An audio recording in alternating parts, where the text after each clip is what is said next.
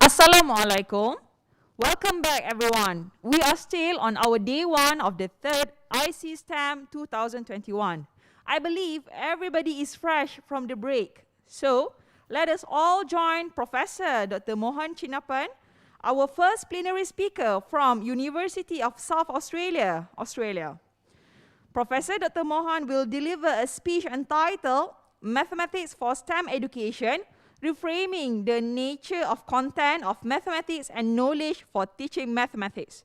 Without further ado, please welcome Dr. Muhammad Ulul Ilmie as the moderator to begin the session. Please welcome. The stage is yours. Okay, thank you so much, Ms. Farah. Assalamualaikum warahmatullahi wabarakatuh, and good day, everybody. I would like to welcome again all of you to ICSTEM 2021, and we are now live in conference Webex, Facebook, and YouTube of official team. Now we have come to the first plenary talk for this conference, but before that, may I introduce myself. My name is Dr. Muhammad Ulul Ilmie from STEM Foundation Center, Universiti of Malaysia, Terengganu, and today I will be chairing this first plenary talk. We feel honored and privileged to have our first plenary speaker this afternoon. He is here with us right now, live from Australia. I would like to welcome Prof. Dr. Mohan Chinnapan to the ICSTEM 2021. How are you, Prof. Mohan? Hello, good to be there. Good to be here. Virtually or not. Okay, good to see you there. Okay, let me introduce a little bit about Prof. Mohan. Prof. Mohan received his PhD from the Flinders University of South Australia in 1993. He has numerous experiences in teaching since in the 1980s until now. Currently, he is a visiting professor in mathematics education in Seoul National University of Education, CMO Rexam, UPSI, and USM in Malaysia, and CMO Kitab in Mathematics, Yogyakarta, Indonesia. So without further ado, I would like to welcome Prof. Mohan to deliver his plenary talk entitled Mathematics for STEM Education, Reframing the Nature of Content of Mathematics and Knowledge for Teaching Mathematics. So the floor is yours, Prof. All right, I think I'll start the sharing of the video, the PowerPoints now.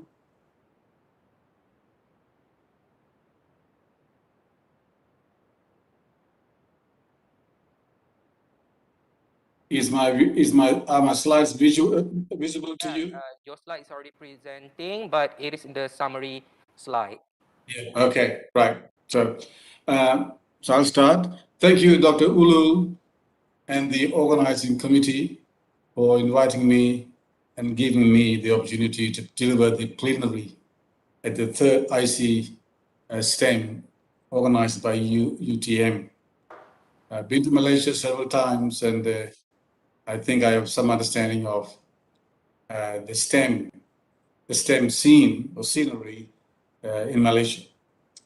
Ulul told me I've got half an hour, so I'm not going to beat around the bush. I'll cut to the chase. A bit of background to myself. Even though I'm a university professor, I started my life as a mathematics classroom teacher. So basically, I'm a practitioner who has become an academic. And they're both critical to my thinking and to the kind of ideas I've developed in the last 40 years as a teacher, classroom teacher, math educator, as well as a researcher in delving into STEM. I wouldn't pretend to be an expert in STEM because I'm really a mathematics teacher, and I bring my perspectives are very much from the angle of a math educator into STEM. Let me start by giving you a summary of what I'm going to do, so that the audience get a feel for what I'm going to talk about in the next half an hour or so. So the summary, I'm going to look at the context for STEM. Following that, I will provide some theoretical considerations, which are important in examining issues that impact on STEM education and STEM teaching more broadly. Within the theoretical constructs, there are two things I will draw on. First is called knowledge connectedness, and the second one is mathematical modeling. which are both critical, I'll argue, critical to STEM learning and STEM education more broadly. And then I will close the plenary with some sort of a speculation, if you like, into implications. A lot of research and a lot of things we do are speculative until they're proven otherwise. So I'll finish up some implications, and then I'll have a chance for the audience to raise some questions, and I'll attempt to respond to your questions. So feel free to stop me anytime if there's something I've said, if I'm going too fast, to engage. At the end of the day, what is important to me is if I can get half the message to you, I'm more than happy as a speaker. The worst thing is you leave the place with the audience not knowing what I was talking about. So I'll move on to the next slides. The context. The context is STEM education. And STEM education is now the hot potato all over the world, especially in the last 5 or 10 years. A lot of focus has come into STEM, both from academics, politicians, and policymakers. And there's a need for it. I think it is bringing together a lot of issues together in terms of where we're heading. So what are some of the key, if you like, focus areas of STEM? What is STEM really about? So I put together a few things. STEM is about trying to developing skills for employability in the current labor demand. By that I mean high-level skills. Both your Minister for Technology recently commented that Malaysia requires highly skilled personnel because your labor force is a great proportion of your labor force is semi-skilled or unskilled. In order for your economy to develop further into the next level, you need high-level skills, and STEM is providing an important direction in that regard. People who are talking about STEM are also talking about the development of critical skills, critical thinking rather, because what has happened in the past is when we are focused on a particular discipline like maths or science or physics or so on, we tend to slide, or if you like, sidestep the critical thinking aspects of personal development, and STEM is bringing that to the focus. And soft skills, and this is where we'll talk about soft skills, about communication skills, how to work in groups, how to solve problems in groups, how to communicate. And this bit of personality is important in developing soft skills, and a lot of soft skills are very important, and STEM brings that together. Creativity and divergent thinking. Yes, we want young people to think outside the box. And this idea of giving a problem, finding a solution is not a way to promote divergent thinking and creative flair. And STEM provides a nice platform to develop that kind of thinking. New ideas. We are moving fast. We are fast moving from repeating, regurgitating what has been done before into creating new technologies and new ideas. And this can emerge from STEM-based education. Transforming society with innovation, sustainable solutions. This is a big theme these days. And we're dealing with ever-changing environmental issues, technological issues, pedagogical issues, social issues. So we want solutions for this sort of complex problems. And there are sustainable issues too, so it comes in there. And I think I'm alluding to go back to what I said before. And all of this contributing to a knowledge-based economy. And Malaysia is really gearing itself to a society where you're going to create new ideas, new technologies, and new ways of looking at things. And that gives me a kind of a context for STEM education. There could be other things that this is what I think STEM is trying to promote in the classroom and more broadly in society.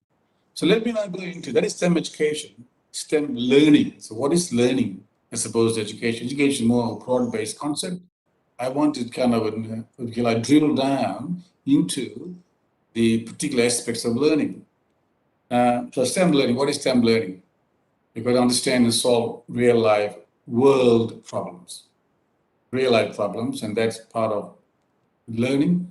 So you want to contextualize learning, but anchor those learning in real world problems. Teamwork is important because in STEM, we're not dealing with closed problems. We are more interested in open-ended problems, and that is where teamwork comes in and different people bring the perspective. This is critical, the integration of discrete disciplines. And the disciplines are, as you know, STEM, science, technology, engineering, and mathematics. They are the discrete disciplines, and we want them to integrate in tackling by posing and solving problems. Now, so whatever integration we bring in, integration is the key, the blending or bringing together, whatever term you want to call it. The key to me, from a theoretical perspective, is knowledge connectedness. Two words, knowledge and connectedness. And my colleagues and I have been working on this for now almost 30 years. And we have found that, at least within the domain of mathematics, or discipline of mathematics, persons or learners with connected knowledge can do a lot more with that knowledge than those who develop knowledge that are discrete, bits and pieces floating out there. They're not connected. Now, connectedness is a very slippery term. Right? It seems simple, but it's not that simple. There are more theoretical areas built on connectedness, but I'll stick to the word connectedness and talk a bit more about it in the context of some examples. Then the audience will make sense of what do I mean by connectedness. From the connectedness argument, I will then lead you into the modeling aspect, where modeling is at the core, critical aspect of STEM learning. So the two theoretical things, knowledge connectedness and mathematical modeling. They're the ones I'll be talking a lot about as I go through these examples. So what is knowledge connectedness? Why is it significant? The significance of knowledge connectedness is transfer. By transfer, I'm not talking about a teacher being transferred from Terengganu to Selangor transfer. Here I'm talking about knowledge transfer. Right? When we learn something, we need to apply that knowledge. When the knowledge is connected, it's easier for us to transfer that knowledge to different contexts. And this transfer is a theoretical construct. If you like, I'm happy for you to read a bit more about what do I mean by transfer. It's a theoretical construct, by the way.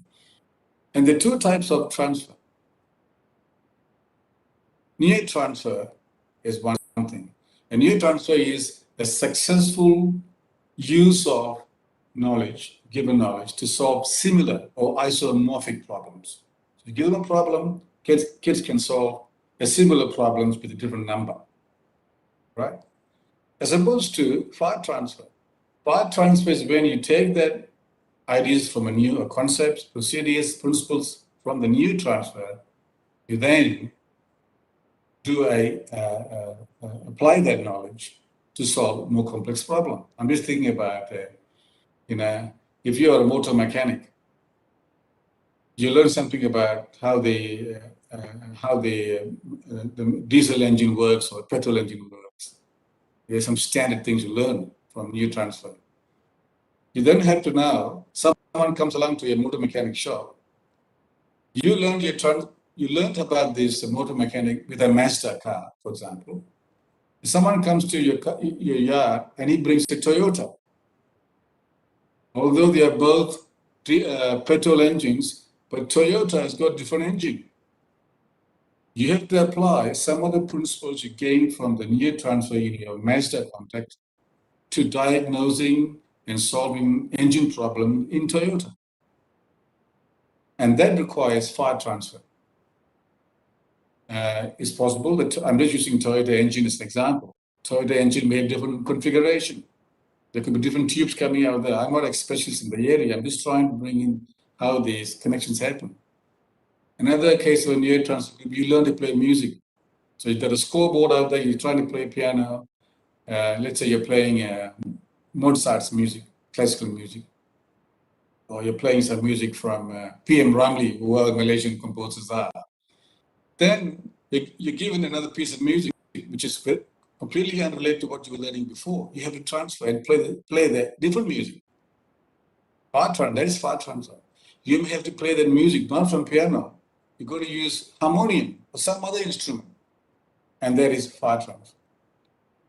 Some examples. When you model real-world problems, keyword I'm using, we are actually doing far transfer, and that is critical. So in STEM learning, STEM education, far transfer is very, very crucial, and that's my point. But let's look at some simple maths problems about near and far transfer. Here examples. Here are 3 triangles. So a teacher in say Form 3 or Form 4 teaches this. I've just come back from a classroom. I teach maths once a week. I go to schools to teach maths. I get out of my professorial office, go to the classroom, teach maths, engage with the children, engage with the students. I know what is happening. So here's an example. The teacher's teaching the idea of tangent. Tangent, you know, but those who done Form 4 maths, you know what tangent? Tangent is basically you find, you use the word rise over run. You divide the rise by the run. So you're using right angle triangles, 3 right angles trying to show the idea of tangent. That is the rise divided by the run. The rise divided by the run.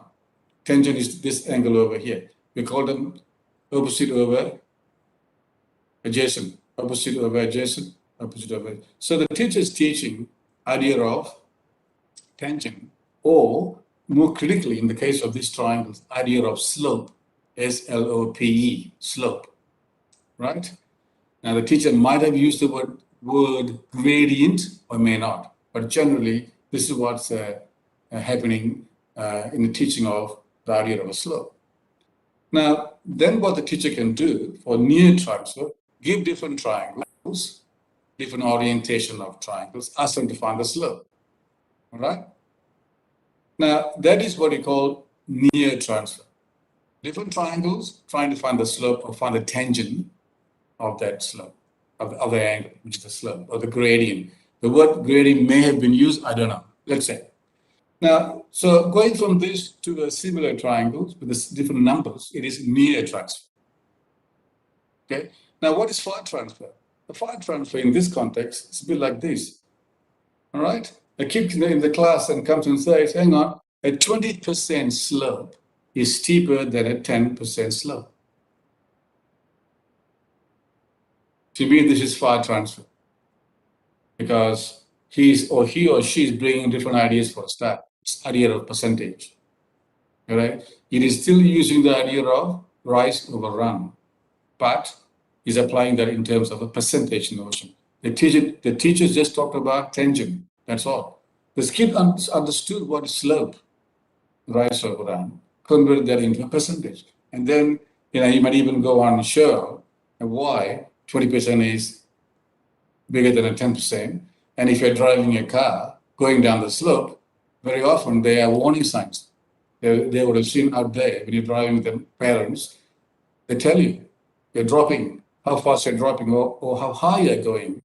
So there, that kind of idea of going from the near to the far transfer. So you can see a bit of modeling happening and a bit of the far transfer happening. It could have been a Form 3 or a Form 4, doesn't matter. I thought I'd pick up an example to show you an example within mathematics where you go near transfer to far transfer. The near transfer does involve concepts. There's still some linking going on in the near transfer, all right? But the far transfer, you take it to a new context, bring new ideas to embellish that notion of what is a grade, what's a slope. So my central argument this is my central argument in this presentation. Knowledge transfer is key to effective STEM learning. In STEM learning, integration is key. You've got discrete disciplines, science, maths, and so on. All right. If you want to bring them together, you need to transfer knowledge. And particularly, the far transfer is really the fundamental aspect of learning within STEM. Let me keep going next point on this. So I'm going to look at some examples. I'm also aware of the time, so it's 4:21. So here, I just mentioned this. So STEM education, transfer knowledge, especially far transfer, is played out most spectacularly during modeling. Now, what is modeling? And this word modeling has been used. Now, I'm going to use mathematical modeling because I come from a maths background. So we're going to look at how mathematics is used to model problems. It is a process, keyword process, of analyzing real-life problems using mathematical methods. In the audience, I'm sure there are some mathematicians out there. There are many aspects to mathematical methods. And whatever methods we use, you're really trying to use those methods to analyze and capture real-life problems. So let's look at some examples of it. Why is this significant modeling? It highlights integration. It provides integration in a meaningful manner, real-life problems, increasing motivation. Children are highly motivated when they work in groups as opposed to sitting down and solving problems mathematically get bored. So STEM really brings the modeling aspects more fruitful. So COVID-19 is a big issue these days, and there's a lot of mathematical modeling in infectious diseases. Here's a graph I pulled up from one of the newspapers. So here is I won't go into the detail, but suffice to say, in this graph, and it shows about this is the ratio between the number of confirmed cases and confirmed death in a country as of March 16. I pulled this out from one of the, probably a BBC website or somewhere. What it does is models. Modeling is important.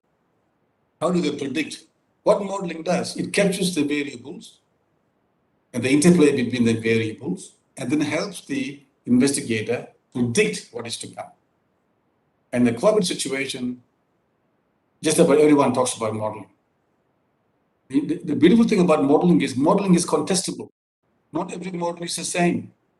One group comes with one model, another group can challenge it. I'll give an example of this.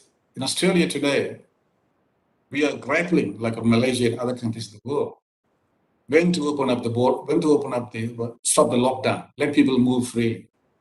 And there's so many variables being played out. So we have a center for excellence in infectious disease and immunology, based at the University of Melbourne.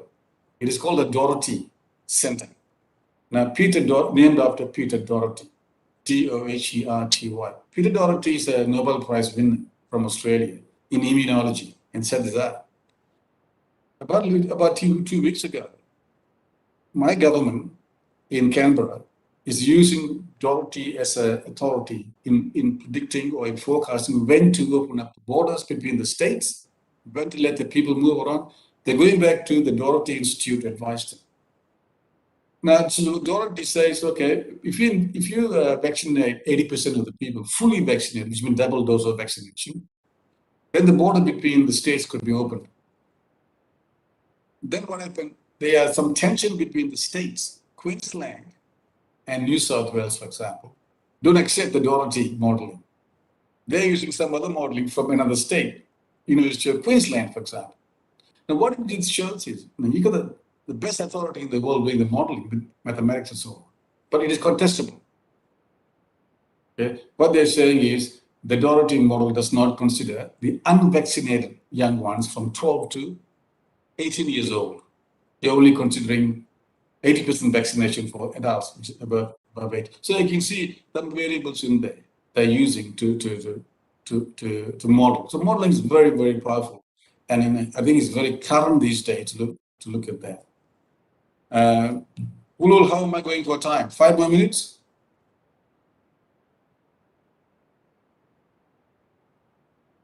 25 Ulul? minutes. 25 minutes before Q&A. Another 5 minutes? We are going to have Q&A at 2:50. So how much time have I got? Another 5 or 10 minutes? 25 minutes, Prof. 5 minutes, okay. So then I want to, so I'll probably go. Now, next, I'll just quickly take you through another modeling of natural disaster. Now, this happened in Australia, in Sydney. Now, I wouldn't let you read this. I'll just show you what's happening, so because I'm running out of time. Now, what is happening? I'll show you this map over here. This is a big dam This is Sydney City. This is a big dam. There's about, I think, about 100 k's west of Sydney. This dam called Warragamba Dam, Aboriginal name. This dam captures water and releases water. Now, in February this year, there was a huge amount of rain, and there was a problem because what's happening? You see that from the map. The water goes from the dam, goes down this way. The river is there. I can't clear. It goes this way. It goes through Penrith and goes this way to Richmond, Winstead, these are towns, the suburbs, and flows out that way. You can't see the rest of it. The problem was there was so much water coming into the dam, they had to control how much water to keep in the dam and how much water to release. So what has happened?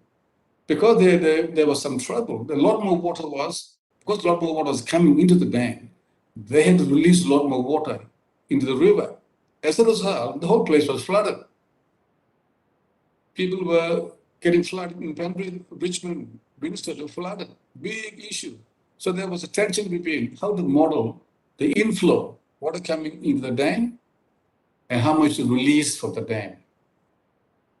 Right? So here you can see a very complex problem about within the Water Corporation of Sydney.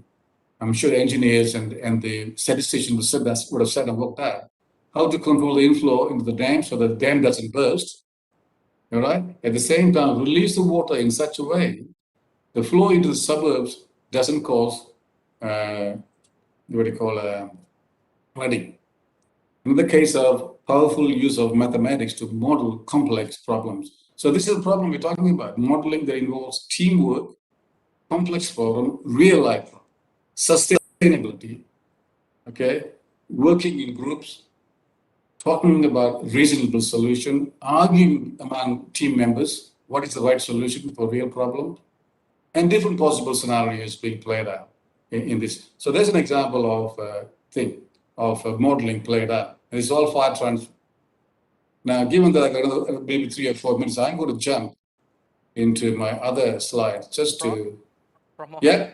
You can have another 10 minutes more. It's okay. Okay, so I'm going to go through that. Fine. Well, if that's the case, I'm going to go back to one more slide. Now, here in the case of modeling, use of quadratics, the case of parabola. Now, I go to schools. Today I was teaching in a year 10 class, advanced maths class, parabola.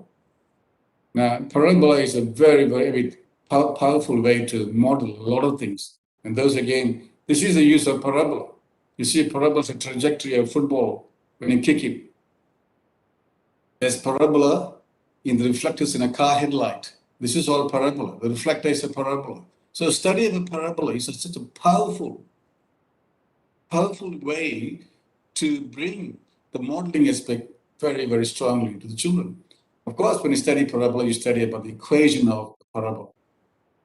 All right? You look at how to find the turning points. You draw a graph of a parabola. When is the parabola is wider? When the graph is narrow? And here's the example of use of parabola in the case of a golf.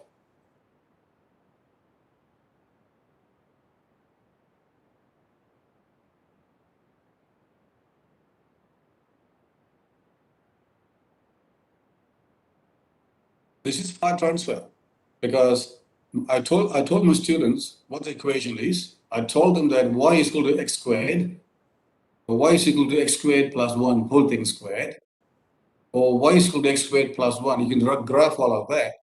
But now you've got to apply that into this context. So they've got to model the flight path of a golf ball. I picked up golf because I love golf. I play golf. And to get the idea of how to graph this and how to use quadratics, particularly parabolic path of a ball, and to solve some problems. Now, I gave this to a group work. I didn't want them to do individually. It's a simple problem, and yet it involves a fire transfer. Okay, there's another example of a fire transfer I'm passionate about. So I'm going to basically, I've got a few things in there. I want to do that now. Right. So I talked about, revisiting what I talked about. STEM education or STEM learning is involved integration and blending. Very important to have knowledge connected within mathematics. So the key points of knowledge transfer is crucial. We teach for knowledge transfer. You've got to connect knowledge within the subjects. So if you're teaching maths, make sure this is done first before you can talk about across, because in STEM, the focus is across discipline. All right. So I used a number of examples to show within mathematics.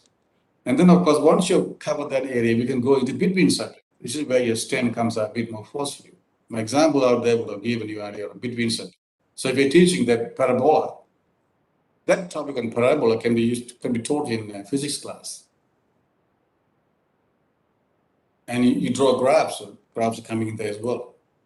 And more mathematical modeling is really a beautiful way to bring about both the within subject connectivity or connectedness as well as between subject. Now, this is now pedagogy, some of the implications for practical implications, suppose the theoretical implications. Of course, I think this is, most people are familiar with that.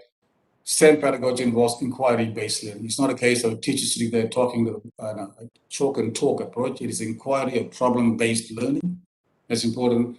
Group problem solving is at the core of STEM pedagogy. Generally, it's done through projects. We all know that. So that's what I would like to see. Now, this is something I was promoting when I was in Wrexham some years ago. They invited me to go there and give a talk on this. And one of the things I told them was, since STEM is about integrating knowledge from different institutions, why don't you bring in the experts in each of the disciplines into the classroom, into the maths classroom, bring some engineers, give them the problems, the projects, bring in the engineers, or give a broad problem, get the engineers to come into the classroom and comment on a problem. What is the engineer's perspective on a problem? Likewise, bring some nurses into the classroom. Very applied knowledge. Nurses are very good in teaching ratio because they got to inject what I call medicine in a particular parts per million. They will tell you what is parts per million in terms of diluting the solution they use. Bringing the nurses into the classroom. Bringing the mathematicians.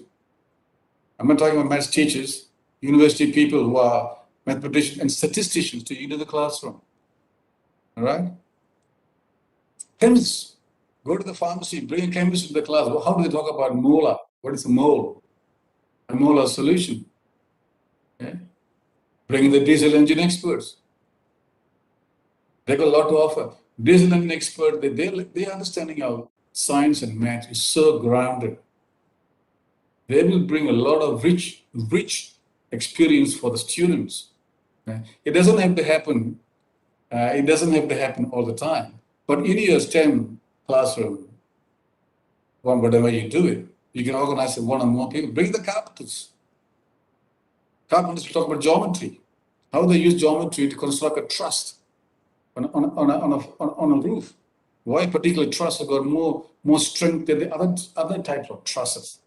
Your compound houses, the architecture there is built on certain design. You find that there's always a tension between the architect and the builder. The builder has got practical knowledge of how to build that compound house, whereas the architect has got a theoretical knowledge. I've built houses where the builder often disagrees with the architect, but the architect's drawings are critical to get the approval from the council, the Majlis Perbandaran, to who approve the building, right? So the architect's drawings are critical theoretically. But when you build a house on the ground, the builder or the carpenter comes and gives you a different perspective. So I think in your STEM teaching, you can bring some of these experts into the class, very in terms of practical. This is my last slide on challenges. STEM is an emerging discipline. It's a new discipline. In fact, I'll be careful. I use the word discipline. I mean, maths is a discipline, science is a discipline. To call STEM as a discipline is kind of loose. It is an emerging, evolving discipline. A lot of people have jumped into STEM for different reasons. Either my colleagues who are math educators have overnight have become STEM specialists. Science educators overnight have become STEM professors. This is a difficult area. It is not clear cut what STEM is. And so I think we have to be careful. You're organizing a STEM conference, obviously. You have to be careful about what STEM is. So because STEM is a kind of a new area, as a subject, it is not clearly delineated. In your curriculum, school curriculum, what is a STEM subject? Is there a STEM subject? The Malaysian curriculum, Form 4 curriculum, or SPM curriculum? Is there a STEM subject? Or is it simply done on the side after the people have learned the maths and things? So that is a challenge that we have to draw clear boundaries. Now, so the role of STEM within mainstream curriculum is not clear. Teachers, I know, telling me, go to school all the time. STEM is okay, Mohan. What is it? How does it fit in with the mainstream curriculum? How do we assess it? Okay, so assessment is the issue. Because it's very much a project-based activity, the assessment is very complex. You've got to test for critical skills. You're testing for soft skills, right? You're looking for open-ended problems. How do you assess this? Support professional development for teachers. Again, we are already struggling to support maths and science teachers. Now we've got PD for STEM teachers. And how do you actually identify among the group of teachers in the school or from the education ministry, Ministry of Education and Department of Education, who are the experts to support STEM? Because my gut feeling is there are no STEM experts out there. I really think so. People who are claiming to be STEM, they come from a particular discipline, and I don't pretend it. I'm not a STEM expert. But all I can say in this presentation is to come together. Let's explore this new area. And my last point is resources. What sort of resources do we have? I mentioned bring the experts into the classroom. How much money can the school provide to the teachers? How much time it requires to organize a visit by a chemist to your classroom? Teachers need support. Malaysian classrooms are already big. Running a normal curriculum is bad enough. So we're talking about STEM. So there are some of these challenges. So people who are championing STEM education, I think we got to look at resources and implications very carefully. And that is the end of my presentation. And thank you for listening to me. I'm happy to take some questions. Thank you so much, Prof. Mohan, for that very interesting speech. And I believe we would like to celebrate some of the questions in the chat room so far. So we have several. So I go for the first question from Benny Lau. Hi, Prof. I would like to hear some advices from you about how do we rationalize or even motivate our students in learning mathematics concept that look abstractive to them. So because we could see that many students or even graduates, they might have the conception that they won't be used or even apply those in their future career. Thank you for that question, Ulul. Look, I may have addressed this somehow in a fleeting manner in the presentation. Yes, mathematics is still kind of seen to be an abstract, lonely subject. You sit down and you do maths, and so we really have to excite students wanting to do mathematics. Within mathematics, we need to bring out the real life applications of maths. So modeling is one way. And I'll give you an example, several examples in my presentation. That natural disaster, infectious disease. Important to link our concepts to where they applied. So if you're talking about, let's say, you're teaching about probability. Probability is a concept. Why don't you link probability to ecology? Because kids do subject on ecosystem ecology in biology lessons. They can link. You can link because a lot of predictions in population control, understanding populations in the ecosystem involves setting up equations. But there's always a chance it could be going wrong, right? So ideal probability can be included, played out. Say what you want, given more meaning in the context of study of ecosystem. So I go back to what I said before. Real life problems, modeling. Show them where the maths is coming through. And that's critical. Otherwise, math becomes an abstract subject and we struggle with that. And this is my point about the connectedness of knowledge, integration of knowledge. Knowledge should be presented or activated or used in an applied context. That is not to say we don't build basic blocks. Basic blocks of mathematics are important. But the next thing is the file transfer. So look for modeling and the file transfer opportunities to bring the concept alive. And that's where kids become excited about maths. And STEM is a wonderful platform and context to do that. Okay, thank you, Prof. Another question from Lo Yunmi. Connect math into the real world should set up in the curriculum. Is Australia done this part? In Australia today, a lot of maths, the new curriculum, the Australian new national curriculum, is very much moving towards the what you call anchored learning, right? Real life based learning. We do have a section. If you have a chance, I'm happy for you to do for the Aussie curriculum. We are moving away from teaching abstract maths into applied maths. When I say applied maths, we are also talking about the culture, socio-cultural aspects of the history of mathematical development. We have in Australia Aboriginal people, the natives of this country. Okay, so there's a lot of emphasis now on trying to understand Aboriginal mathematics, or bringing Aboriginal mathematics into the normal teaching learning activity. We are fostering this, what you call Asia contribution of Asia to mathematics. So when we teach about geometry, for example, I do this, all right? On a chessboard, an 8x8 square chessboard is a beautiful place to bring geometry. But chess was invented in India. So we want to bring in that cultural contribution of chess. Chess is a very, very abstract game. You can teach a lot of things through chess, not just geometry, movements, algebra, and so on, the coordinate system. A lot of chess notations use the coordinate system to see how moves are, and patterns within the chessboard. The point I'm making is we are moving towards acknowledging that different cultures contributed to what we call the mainstream. And that is one we are going to enthuse, validate, and the different contributions of culture from, I mean, when I was to Malaysia, one of the things I learned from being there is in Terengganu or in Kelantan, they talk about groups in different terms. I forget the terms. A 10 cents got a different name. Groups of 10. Excuse me. I think it's the Kelantanese way of visualizing grouping. So the point I'm making, yeah.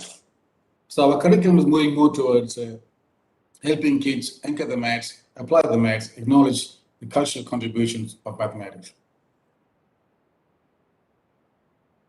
Okay. So, Prof, the next question, I believe this comes from a school teacher, Encik Ahmad Basri Ruslan. It's a little bit long. Okay, Prof, I have a student who is 13 years old. He is very bright. He can answer additional mathematics that 4 years advanced from his normal age. He can go beyond and even faster into university. But due to our curriculum system that only allows students to sit for our SPM, which is Malaysia Examination Certificate, at the age of 16 at least, it limited their ability to go beyond. So from your point of view, how can I construct a curriculum for him in this pandemic area since we can't conduct a face-to-face learning session?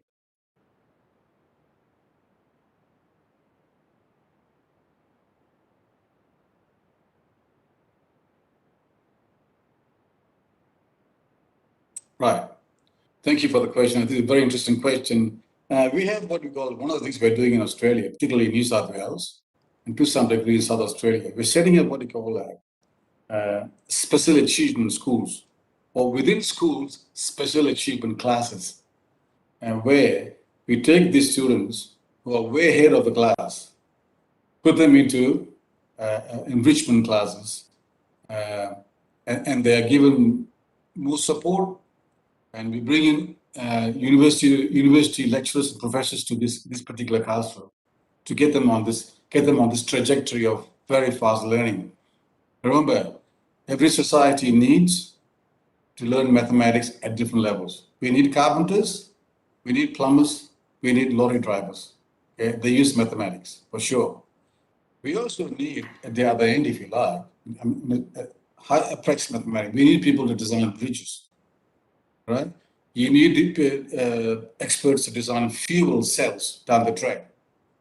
We need experts to predict cancer growth, cancer tumor, the growth of cancer tumor, right? So we need to provide a wide spectrum of learning opportunity for people at different levels. So your case of additional maths even at the top end, it's not really challenging this particular student you're talking about.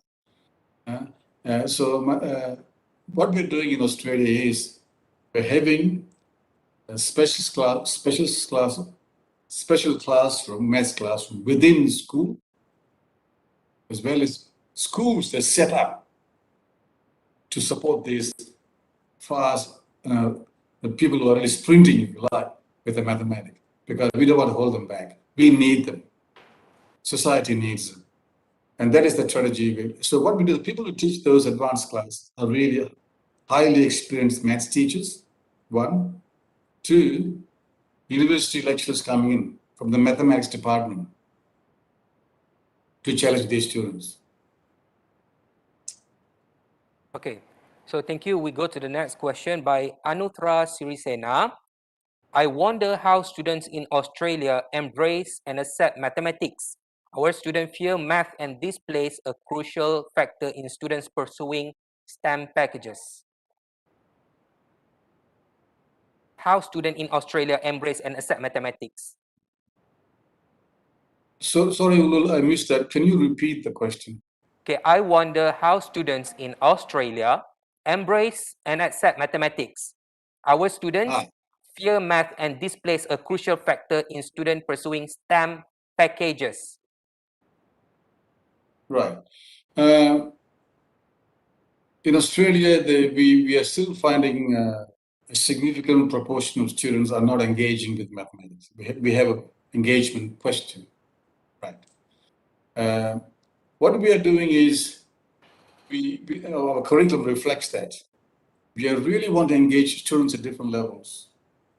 So the approach has been to really embed the concepts in real life context. And that is what we're learning. A lot of people who talk about constructivist learning will understand what I mean by that. Constructivism, where the kids engage in learning, they create their own understandings, own ways of solving problems. So this anchored or embedded learning is really an important arm of policy in our curriculum, and we are doing that both in the teacher education courses in the university, as well as in the classroom, where kids are engaged with a range of real-life problems, where applications are fostered, and also the assessment. Project-oriented learning is big. In fact, in our centralized exam, like SPM, for example, we go our SPM, we are giving about 25% of the marks for those big exams for projects. So there's now more formal acknowledgement that project-based learning is very, very important. So if you look into the South Australian certificate, SACE, South Australian Certificate Education, you find that there's a big component just on project. So when they do a project, they have to formulate questions. They got to show us how they got the solutions. They have to argue. It's basically a problem-solving activity where they have to narrate, communicate to the examiner what they did. It's an open-ended activity, but it's assessed quite tightly. And so even in a formal final exam, standardized exam, we are encouraging project-oriented work as well as acknowledgement in terms of giving marks. Okay, Prof, this is more like a statement, but she or he seeks for your agreement. Brilliant in math not means the student can handle other subjects in SPM. Brilliant in math does not mean the student can handle other subjects in SPM. Agree? Not necessarily. When you relate concept within mathematics, you are learning a skill of integration within mathematics. So that skill, what I call metacognition, which is a skill that you learn across discipline. So whatever you do in mathematics, in maths you solve problems, you integrate concepts. Those skills can be transferred to the other context. So if you're doing physics, for example, all right. So for example, one of the things you do in maths is when you solve a problem, you can't get a solution. You try a different approach. All right. You try a different approach. So what you're learning? You're learning is you got to try again, reformulate the problem. Again, reformulate the problem. That is a skill you learn in maths. Now that skill can be applied in chemistry classroom, physics classroom, in other classroom. So this is kind of a transfer of what I call a metacognitive or generalized skills. So I don't quite agree with that position, that whatever you learn in maths is stuck in there, can be used somewhere. Maths is more than any other subject. It provides a lot of generalizable skills. Okay, thank you. And I believe this is the last question from Umi Mansoor. Question regarding the enrichment classes for the advanced students who are able to go beyond. Will they stay in the advanced group until the end of the year, or will there be instances where students get demoted back normal group? So these enrichment classes, they sit in a normal classroom, like a normal classroom. Then what they do, they are given two slots in a week to go and sit in the other classroom, which is a enrichment classroom, right? In that classroom, you may have kids from different grades coming together. They're not all from the same grade coming together. The enrichment classes are for other kids come together. In some schools, they do them within the normal timetable, school timetable. In other schools, they do it after school. And this is a way to manage. And teachers are supported. They're given extra pay or they're given extra time to do those things. So what we're doing is we want to run the normal curriculum. They go to the normal exams like everyone else. In addition to that, they do this extra enrichment activity. Right? This is to push them to go to the next level, take them to the next level wherever they're at. And that is part of the kind of broad-based curriculum in education that we provide in Australia. And the government is really, really concerned about slowing down these high achievers. Okay, thank you so much, Prof. Mohan. Thank you so much again from such an illuminating speech and also responses to the questions given. Okay, we definitely benefited from your sharing. So ladies and gentlemen, let's give a big round of applause to Prof. Dr. Mohan Chinnapan. So with that, I would like to close this plenary talk with Assalamualaikum warahmatullahi wabarakatuh, and see you again, Prof. And please Thank remain you. in the session right now because we are going to have a photo session. And for that, back to you, Farah. So, Thank do I you sign? to Professor, sorry. Thank No, you go to on. Professor Dr. Mohan and Muhammad Ulul Ilmie for a wonderful session. With Professor Dr. Mohan with us today, let us all cherish the moment by taking photos together. So all guests, you are invited to switch on your camera for a photography session.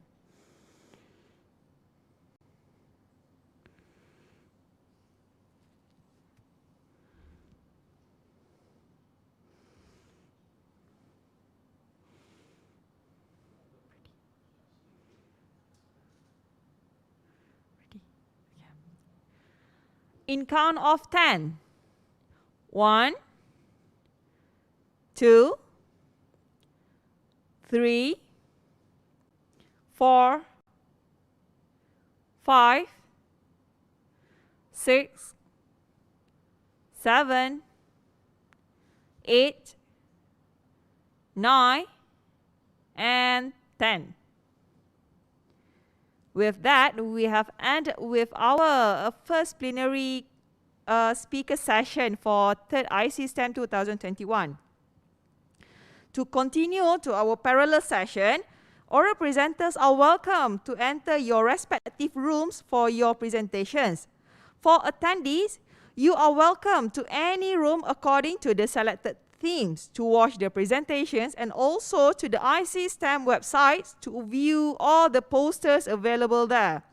With that, I wish all the presenters good luck and happy conferencing to all the attendees as well.